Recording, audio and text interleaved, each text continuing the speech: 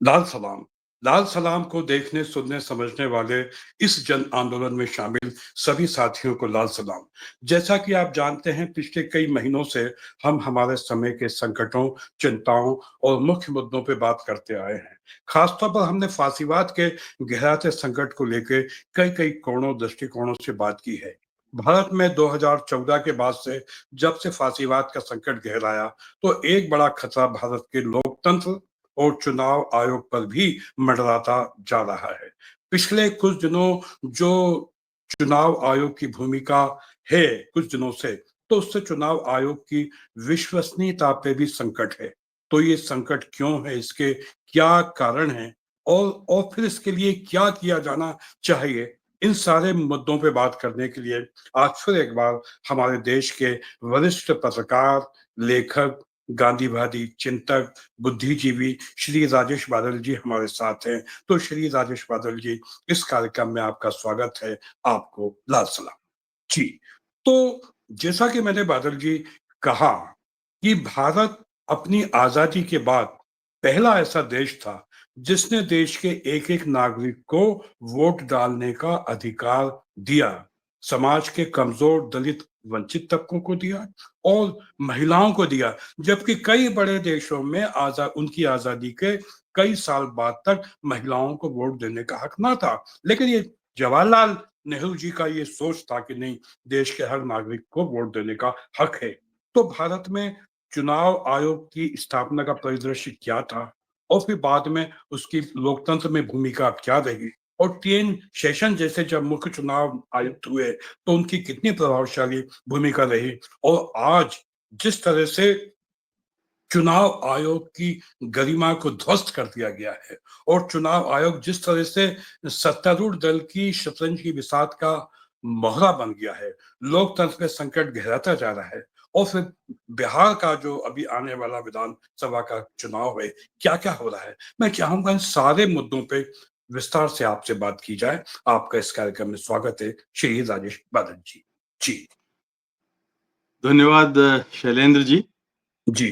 आपने अभी एक बहुत अच्छी बात कही जी। कि भारत का जो संविधान है, जी। जब से लागू हुआ है 26 जी। जनवरी 1950 से, जी। और उसके बाद जब भारतीय निर्वाचन अधिनियम 1951 में बना और 52 में पहले आम चुनाव हुए, जी। तो भारत उन सारे तमाम प्रगतिशील और विकसित देशों से आगे था जिन्होंने जी। अपने देश के नागरिकों को मताधिकार की सुविधा या अधिकार उपलब्ध कराया था।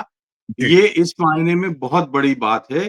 क्योंकि हम अगर देखते हैं तो अमेरिका जैसे विकसित और पश्चिमी देश में जी। उनके संविधान के बाद 80 साल के बाद जी। जी। वहां पे आप मान के चलिए कि महिलाओं को वोट देने का हक मिला था, जी। और लगभग 120 साल के बाद तो वहां अश्वेतों को वोट देने का हक मिला था। जी। जी। जी। तो जी। हमारे यहाँ का संविधान तो पहले दिन से जी। सभी के साथ समान व्यवहार करते हुए, कोई जी। भेदभाव नहीं करते हुए जी। वोट देने का हक देता है। और जी। संविधान सभा को मैं सलाम करना चाहता हूं, जी। जिसने जी। 2 जी। साल 11 महीने 18 दिन जी। तक जो जी। जी। बहस की, उसमें बहुत अच्छी हमारे बात है। देश के एक एक मतदाता की चिंता की। जी। और देखिए, आपने जो चुनाव आयोग की विश्वसनीयता की बात कही है, जी। क्योंकि चुनाव आयोग एक भारतीय संविधान के मुताबिक एक स्वतंत्र संवैधानिक निकाय या संस्था थी जी। या जी। संस्थान था।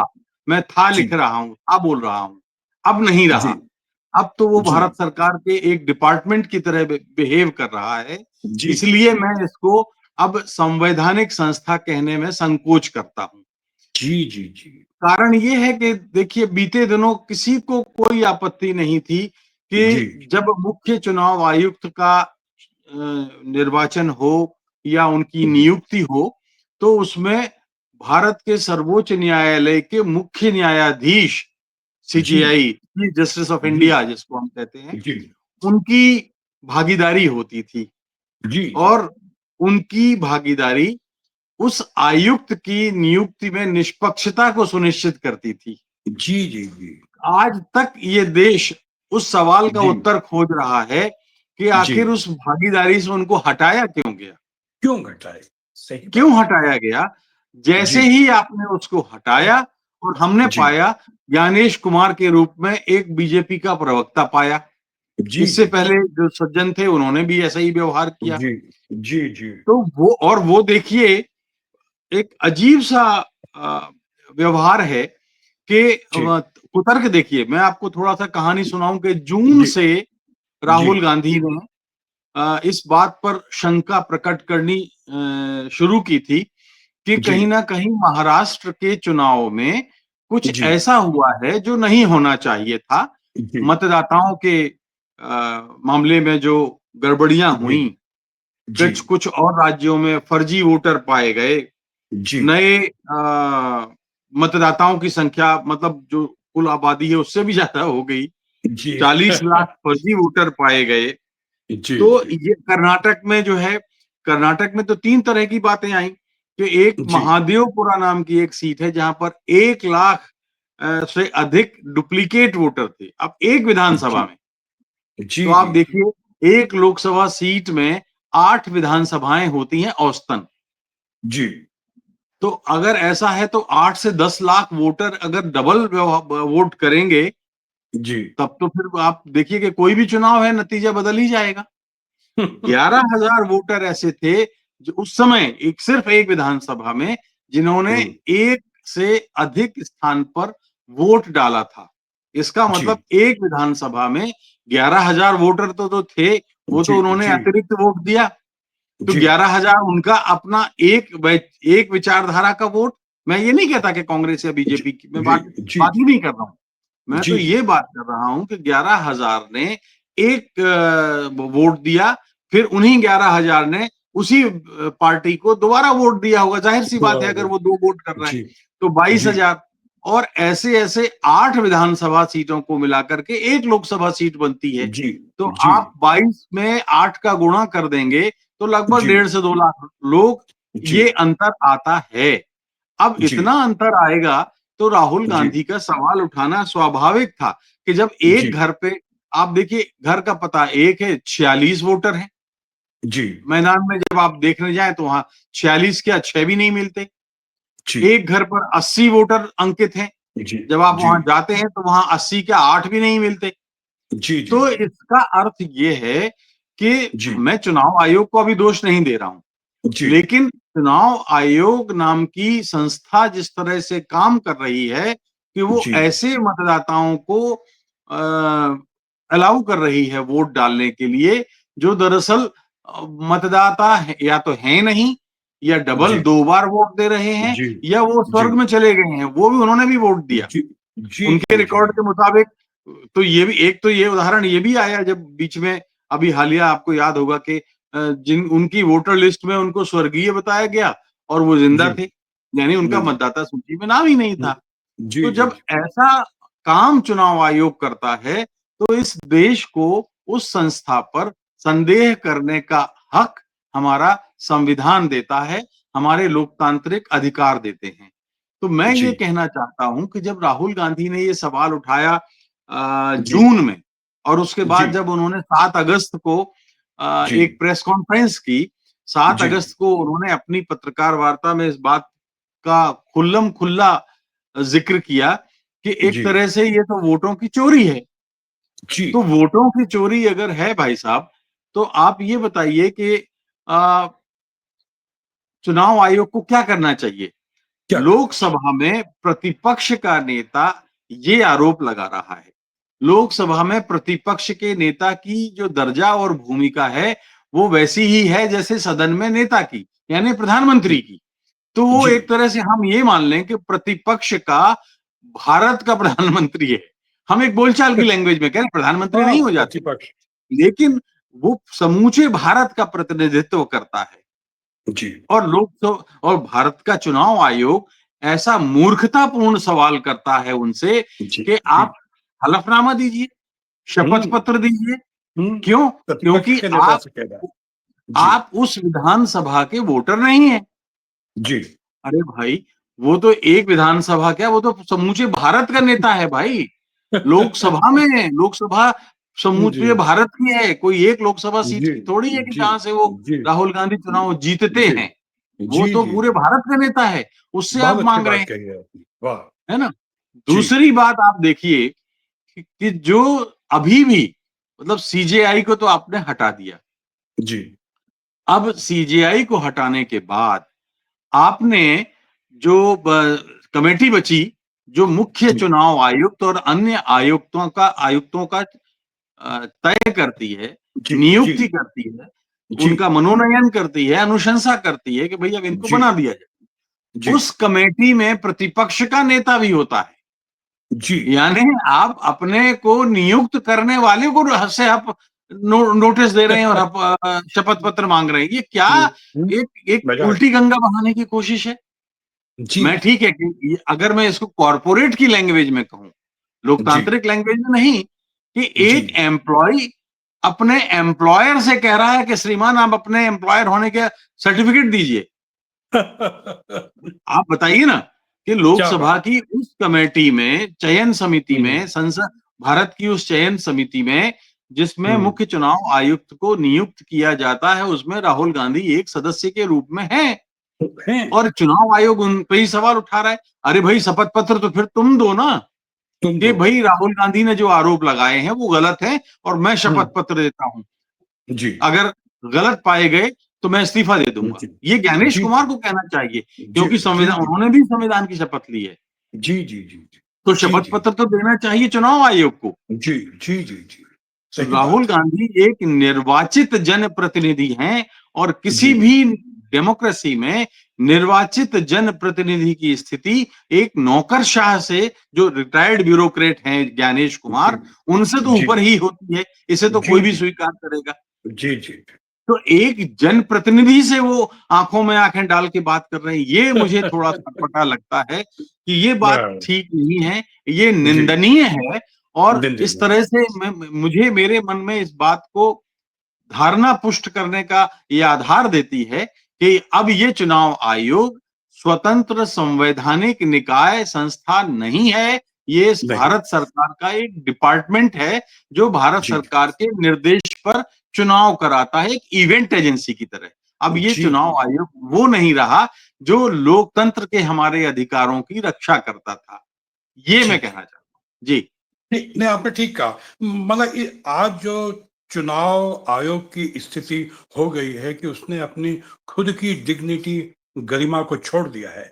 एक समय था जब टीएन शेषन जैसे चुनाव आयोग भी थे।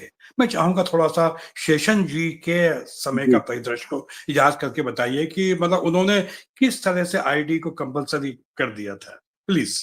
देखिए, आपने बहुत सटीक और बहुत ही सही सवाल किया है। जी टीएन शेषन को मैंने इंटरव्यू किया है और हम लोगों अच्छा ने अच्छा। Meet the press press club में बुलाया था, जी जी शायद जी आपको भी याद होगा। जी जी और भोपाल आए थे, तब जी मैं प्रेस क्लब का महासचिव था और जी हमने वो प्रेस क्लब में उनकी एक मीट द प्रेस आयोजित की थी।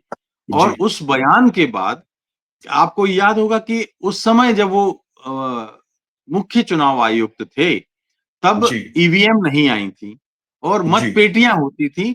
जिन जी जो मतपेटियां उस समय तक उत्तर प्रदेश और बिहार से सबसे ज्यादा घटनाएं आती थी, मध्य जी प्रदेश में चंबल इलाके से, कि फायरिंग जी होती थी, मतपेटियां लूटी जाती थी, बूथ सेंटर्स पे कब्जा होता था। और उन्होंने एक बयान दिया कि जी मैं समूचा चुनाव जो है नहीं होने दूंगा, रोक दूंगा और मैं राजनेताओं का ब्रेकफास्ट करता हूं। तो जो ब्रेकफास्ट है, आप उनका कोई मतलब वो रूप मत लीजिए, लेकिन हम्म, उनका कहना ये था कि मैं अगर लोकतंत्र की रक्षा के लिए मुझे कोई भी कदम उठाना पड़े मैं उठाना उठाऊंगा। पड़े। और आप जी 1996 के नतीजे देख लीजिए कि जी जिस सरकार ने, अगर आप देखिए, अब तो ये चुनाव आयोग तो इवेंट एजेंसी है, तो हराता ही नहीं है जी सत्तारूढ़ पार्टी जी को। हारी जी हुई जी हो तो जिता दे जी जी जी वो ऐसा काम कर रहा है। जी लेकिन जिस पार्टी ने उनको चुनाव आयुक्त बनाया था, उसी जी को धूल चटाई। अगर ऐसी जी वफादारी होती उस समय, तब तो फिर जी नरसिंह राव अगले चुनाव में भी प्राइम मिनिस्टर बन जाते। तो जी जी 96 के बाद वो कांग्रेस ऐसी बिखरी कि संभल नहीं पाई। लेकिन 96 के लोकसभा चुनाव को मैं इस तरह से याद करूंगा कि जब टीएन शेषन ने सारे अधिकार अपने हाथ में लिए, जी, तो आप देखिए बूथ कैप्चरिंग की कोई घटना हमें सुनने में नहीं मिली, जी, हत्याएं नहीं हुई, जी, मतपत्र लूटे नहीं गए, जी, चंबल में संभाग की हिंसा शांत हो गई और तब जी, से वो जो हुई, वो चीजें जी, आज तक दफन हैं। तो एक जी, टीएन शेषन वो है जिसको सलाम करने का जी चाहता है। जी, हमें याद है उनके बाद जो मिस्टर मूर्ति थे, चुनाव आयोग के उनके जी, बाद जो बने थे, तो उन्होंने भी वही परंपरा जारी रखी और चुनाव जी, आयोग ने अपनी निष्पक्षता बताई। अगर जी, कांग्रेस सरकार टीएन शेषन को नियुक्त करती है, मतलब कांग्रेस सरकार से जी, मतलब वो जो चयन समिति है, जी, वो नियुक्त करती है, तो प्रधानमंत्री नरसिंह राव की पार्टी पराजित होती है। और जब वो जी, होते हैं तो बीजेपी की अटल बिहारी वाजपेयी की पार्टी पराजित होती है। ये जी, होती है निष्पक्षता।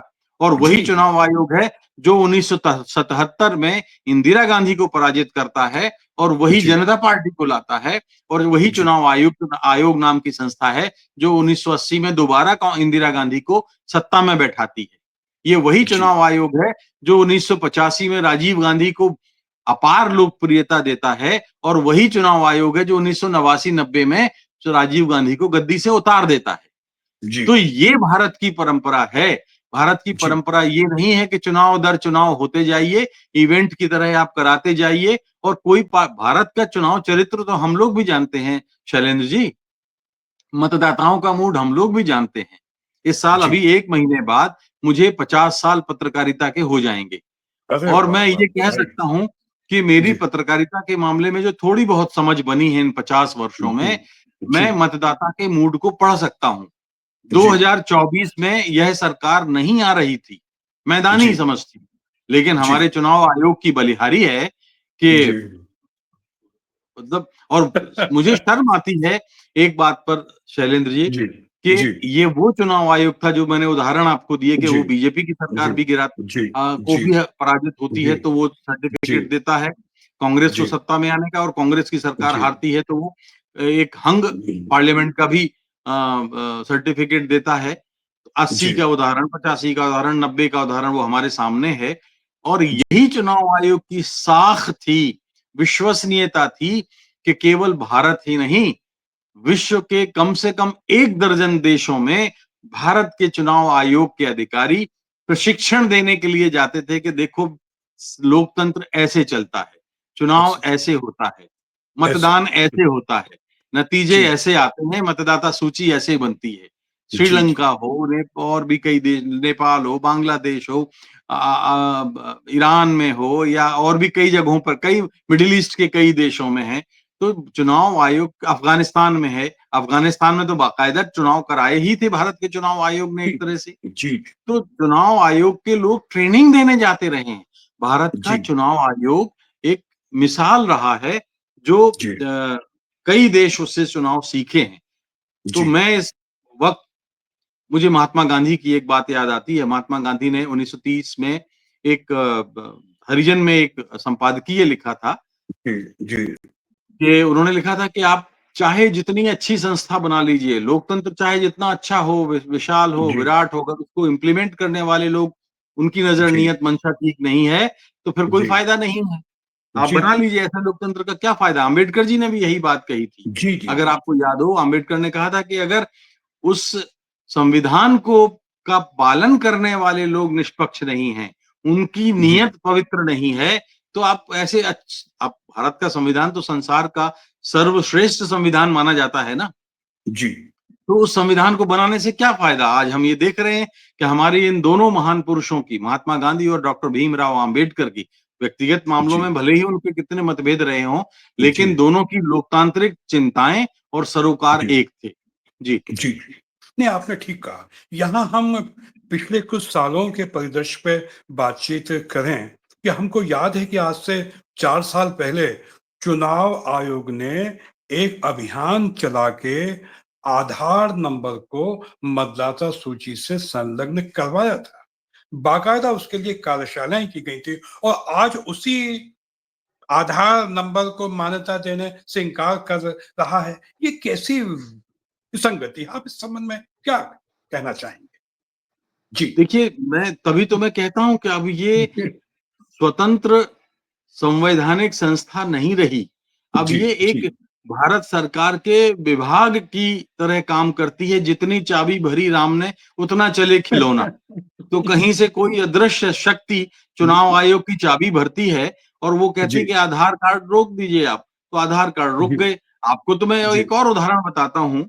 जी, अक्सर चुनाव आयोग शाम को 5 बजे के बाद मतदान के बारे में एक बहाना दिया करता है कि हम ये चूँकि संसद ने कानून बनाया है और जो भारतीय अपडेट कर रहा निर्वाचन हूँ। हुँ, अधिनियम है, तो 5 हुँ, बजे के बाद हम चुनाव नहीं करा सकते। ठीक है? जी, ये छोटी-सी जी, बात है कि अगर मान जी, लीजिए उस दिन बाढ़ आ गई, उस दिन तूफान आ गया, उस दिन कुछ ऐसा प्राकृतिक आपदा आ गई, तो आपको समय बढ़ाना स्वाभाविक है। इसके लिए जी, संसद में अप्रूवल की आवश्यकता नहीं है।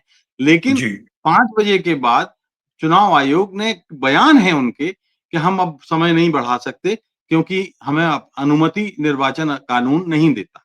ठीक है? जी, लेकिन वही चुनाव आयोग बिना जी, संसद में अप्रूवल के उत्तर प्रदेश के जब लोकसभा चुनाव होते हैं, तो सीनियर सिटीजन को घर से वोट लेता है वो। जी, ये कितना बड़ा क्रांतिकारी फैसला था। मैं ये नहीं इस जी, फैसले की आलोचना के पक्ष में नहीं हूँ। इसका जी, इसका फ़ायदा मिला है कि हमारे मेरे घर में ही मेरे माता-पिता 90 पार हैं और उन्होंने घर जी, से वोट ये अच्छी बात जी, है। जी, लेकिन उत्तर प्रदेश में जब आपने चुनाव निकट हैं, घोषणा हो गई, तब आप अचानक कहते हैं कि घर-घर जाकर के हम वोट लेंगे। जी, जी, तब तो संसद की याद नहीं आई आपको। तब तब सजा संसद यादी में है। इस पे चर्चा नहीं हुई। तब जी, प्रतिपक्ष की राय नहीं ली गई।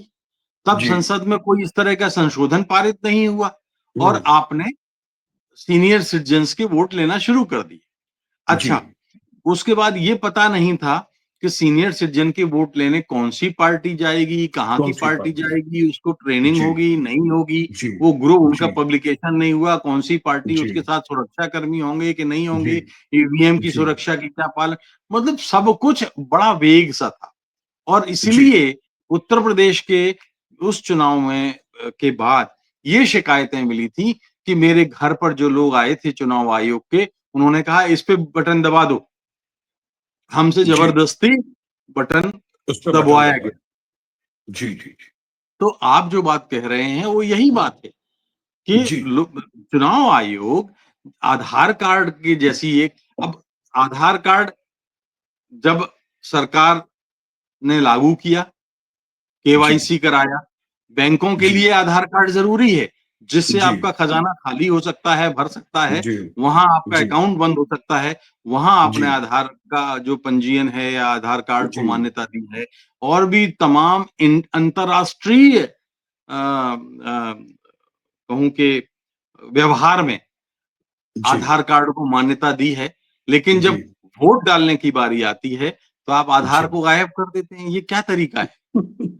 तो कैसी विसंगति सीएआई है। को हटाना, आधार कार्ड को हटाना, मनचाहा ज्ञानेश कुमार को एक बीजेपी का प्रवक्ता बनाना, बे बे 60-60, 65-65 लाख मतदाताओं को काट देना, 1-1 लाख एक विधानसभा में डबल-डबल वोट करें, 11-11 हज़ार लोग डबल वोट करें, डुप्लीकेट मत उनके 1 लाख लोगों के डुप्लीकेट आई कार्ड बन जाएँ, मतदाता कार्ड बन जाएँ।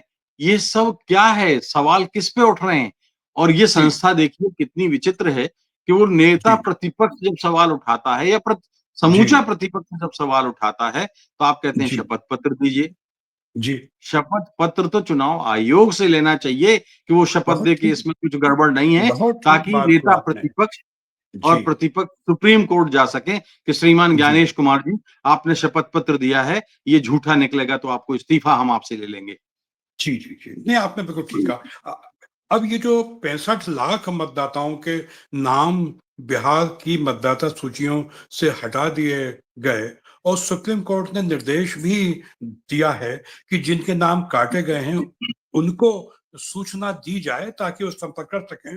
लेकिन इस प्रोसेस की पारदर्शिता क्या है? आप इस पारदर्शिता तो कहीं है ही नहीं कि उन 65 लाख में से एक-एक व्यक्ति को सूचना दी गई कि नहीं। और जबकि हमारे देश में एक ऐसी मतदाता सूचियों की विसंगतियां हैं कि पंचायत की मतदाता सूची अलग है, नगर निगम की अलग है, विधानसभा की अलग है, लोकसभा की दूसरी मतदाता सूची है। तो कई बार अगर कोई व्यक्ति पंचायत या नगर निगम के चुनाव में मतदाता सूची में अपना नाम देख लेता है, तो वो निश्चित हो जाता है कि मेरा नाम विधानसभा लोकसभा की सूची में है, लेकिन वास्तविकता होती है कुछ और। तो इससे कई लोग वोट डालने से वंचित हो जाते हैं। तो इस विसंगति को दूर करने के लिए हम लोग कई बार मांग करते आए हैं कि एक मतदाता सूची बनाइए। जब आप एक देश, एक कानून, एक चुनाव की बात करते हैं, तो एक मतदाता सूची की बात क्यों नहीं करते? लेकिन ये हो नहीं पा रहा। तो इसके लिए क्या किया जाना चाहिए? आप क्या सोचते हैं? जी, देखिए, होना तो यही चाहिए। जी, दरअसल आदर्श स्थिति यही है कि जी, नगर निगम से लेके विधानसभा और लोकसभा की एक मतदाता सूची होनी चाहिए। जी, जी, लेकिन हम चलिए इस मामले में अगर मैं ये उल्टा एक चुनाव आयोग को लाभ देना चाहूं कि भाई 150 करोड़ का मुल्क है जी, और 150 करोड़ लोगों की मतदाता सूची, फिर नगर निगम और विधानसभाओं की अलग-अलग मतदाता सूचियां, फिर वो उनका पुनर्परीक्षण, प्रतिपरीक्षण, लेकिन ये एक लंबी प्रक्रिया हो सकती है। जी, हो जी, जाएगी, आदर्श स्थिति है, लेकिन 11 साल में तो नहीं हुई ना। जी, जी, ये जी, सुझाव आपको याद होगा कि भारतीय जनता पार्टी ने जब एक किताब आई थी, बीजेपी के एक लीडर थे जीवीएल नरसिंह राव, जी, तो उन्होंने एक किताब लिखी थी डेमोक्रेसी एट रिस्क, जी, can we trust on our electronic voting machines. जी, तो उसमें उसकी भूमिका लाल कृष्ण आडवाणी ने लिखी थी। और लाल जी, कृष्ण आडवाणी से जब मैंने बात की उस समय, उसके बाद, ये जी, 2010 की बात, तो जी, उन्होंने कहा कि उन्होंने इस बात को कहा था कि भाई अ, एक मतदाता सूची हो जाए तो कितनी अच्छी बात है। जी, तो मैंने कहा लेकिन संकट कहाँ है? जी, प्रॉब्लम क्या है? बोले जी, कि उन्होंने कहा कि भाई, ये जो आडवाणी जी ने कहा वो मैं बता रहा हूँ। उन्होंने कहा कि देखिए समस्या ये आती है कि किसी राज्य में कांग्रेस की सरकार है, किसी राज्य में बीजेपी की सरकार है, किसी राज्य में समाजवादी पार्टी की सरकार है, तो इन सरकारों में आपस में तालमेल नहीं है। तो जी, मैंने कहा फिर संसद और विधानसभा किस लिए होती है? अगर वहां से प्रस्ताव, सर्वसम्मत प्रस्ताव पारित हो जाए, तो कौन जी, विरोध करेगा? लेकिन जी, सवाल है कि पहल तो हो। अब 11 जी, 2014 में कोई पार्टी फिर सत्ता में आती है, तो जी, 11वां वर्ष चल रहा है, ये प्रस्ताव क्यों संसद में नहीं लाया गया? जी, जब चुनाव अब कुछ जो चुनाव, जो मुझे लग रहा है कि ये, मुझे तो तय लगता है, ये मेरी, जी, हो सकता है कि भूल हो या पत्रकारिता के संबंधी मामलों में मेरी विश्लेषण क्षमता शायद कमजोर हो या सच हो, मैं जी, नहीं कह जानता, जी, लेकिन मैं ये जी, कह सकता हूं कि इस बार मध्यावधि चुनाव होंगे, निर्धारित समय से पहले होंगे। और जी, क्योंकि माननीय नरेंद्र मोदी जी दो बैसाखियों के सहारे अगला लोकसभा चुनाव नहीं लड़ेंगे, जी, चंद्राबाबू नायडू और नीतीश कुमार। जी, तो जी, बिहार चुनाव में नीतीश कुमार तो इस बार एकदम दुर्बल, निर्बल, दीनहीन मुद्रा में आ जाएंगे। पहले जी, जी, बीजेपी के सहयोग से उनकी ये मेहरबानी हुई, तो उनकी जी, अपनी पार्टी नीतीश कुमार की 80 से 40, 44, 42 पे आ गई। अब इस बार 22 पे आ जाएगी। आप ये देख लीजिएगा। पिछली बार उन्होंने चिराग पासवान को, भारतीय जनता पार्टी ने चिराग पासवान के कंधे पर बंदूक रखकर नीतीश कुमार पे चलाई, तो वो 42 पे आ गए, आधे हो गए। जी, अब इस जी, बार देखिए कि कौन कौन क्या करती है बीजेपी। जी, तो जी, जी, ये कहने का मतलब ये है कि आप अगर करना चाहें, आपकी जी, नीयत साफ हो, तो मतदाता सूची एक हो जाए, कहीं कोई भ्रम ना हो। और मतदाता, जैसे ही आपका केवाईसी होता है, वैसे जी, ही मतदाता सूची को भी केवाईसी की तरह क्लब कर दीजिए जी, कि जैसे ही जी, कोई आदमी ऑटोमेटिक 18 साल का होगा, वो वोटर लिस्ट में नाम आ जाएगा। जी, जी, भाई जी, केवाईसी जैसे करते हैं आप, बहुत अच्छी तो बात है। आपने आधार कार्ड क्लिक किया और सारी चीजें उसकी मिल जाती है, जानकारी। जी, तो जी, उसमें जी, डेट ऑफ बर्थ भी तो होती है। जी, जी, आप जी, डेट ऑफ बर्थ लीजिए, 18 साल का कोई हो गया, आप चेंज कर दीजिए। जी, जी, लेकिन ये तब होगा जब आप लोकतंत्र के प्रति गंभीर होंगे, स्वस्थ परंपराओं के प्रति गंभीर होंगे, अपने सामाजिक और राष्ट्रीय सरोकारों के प्रति गंभीर होंगे। जी। आपसे बड़ी महत्वपूर्ण बातचीत हुई राजेश बादल जी, और आपने जिन चिंताओं को व्यक्त किया, उन चिंताओं का देश में लोकतंत्र की रक्षा के लिए बहुत महत्वपूर्ण है। अब जबकि केंद्र सरकार अपनी मनमानी कर रही है, चुनाव आयोग अपनी जिम्मेदारी से दूर हट रहा है, तो सारी जिम्मेदारी तो देश की जनता पर ही है कि वो देश के लोकतंत्र की रक्षा करने के लिए ऐसी सरकार बनाए जो भारत में लोकतांत्रिक मूल्यों की स्थापना के लिए गंभीर हो। आप क्या सोचते हैं? क्या ये अब जनता की ही जवाबदारी नहीं है? जी, अब जनता की जिम्मेदारी ही है। जी, और आपको याद होगा कि 1974 में लोकनायक जयप्रकाश नारायण ने जब आंदोलन शुरू किया था, तो फिर किसी और ने नहीं हटाया था तत्कालीन प्रधानमंत्री और पार्टी को, तब जनता ने ही हटाया था। और अफ़सोस है फिर मुझे बाद कि में वो आरोप गलत था। जी, 1989 में जब वीपी सिंह एक लाल डायरी दिखाते थे कि इसमें बोफोर्स जी, के दलालों के नाम हैं और वो साबित नहीं कर पाए और उन्होंने माफ़ी माँगी कि मैं साबित जी, नहीं कर पाया। लेकिन जी, तब भी जनता उनके झांसे में आ गई थी। तब भी जी, जनता ने ही राजीव गांधी को या उनकी सरकार को हटाया था, क्योंकि राजीव गांधी तो हुँ, इसके बाद रहे नहीं। जी, तो ये और जनता होती है। रामधारी जी, सिंह दिनकर ने तो नेहरू के टाइम पे लिखा था, बर्बरनाथ सुनो, सिंहासन खाली करो कि जनता आती है। जनता तो आती है। लोकतंत्र इतना बड़ा है। आज पाकिस्तान में लोकतंत्र नहीं है और जी, पाकिस्तान की जो स्थिति है वो हम देख रहे हैं कि जी, लोकतंत्र जी, नहीं होने से क्या स्थितियां बनती हैं। आपको एक जी, पाकिस्तान की ही घटना सुनाता हूं कि जी, जब जनरल अय्यूब खान ने सैनिक शासन वहां लागू किया जी, और जब ज्यादतियां सैनिक शासन की लोगों ने देखी, तो पाकिस्तान जी, तो बना ही बना था। मेरे ख्याल है ये बात है 1957 की होगी शायद, जी, जी, या 54 या 57 की है।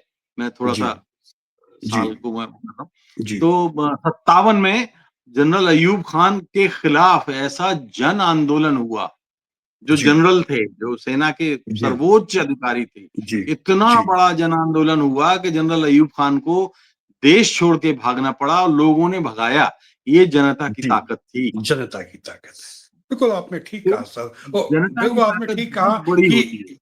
जी, जी, जी, कि जो जनता इंदिरा गांधी की सरकार को 77 में हटाती है, वही जनता उनको 3 साल बाद फिर से फिर ससम्मान चलती है। सत्ता में लाती है। ये लोकतंत्र की ताकत है, जनता बिल्कुल, की ताकत है। तो बिल्कुल। श्री बादल जी, आपसे बड़ी महत्वपूर्ण बातचीत हुई, और ये बातचीत निश्चित रूप से भारत में लोकतांत्रिक मूल्यों की रक्षा के लिए और जनता की ताकत विकसित करने में इसकी महत्वपूर्ण भूमिका हो सकेगी।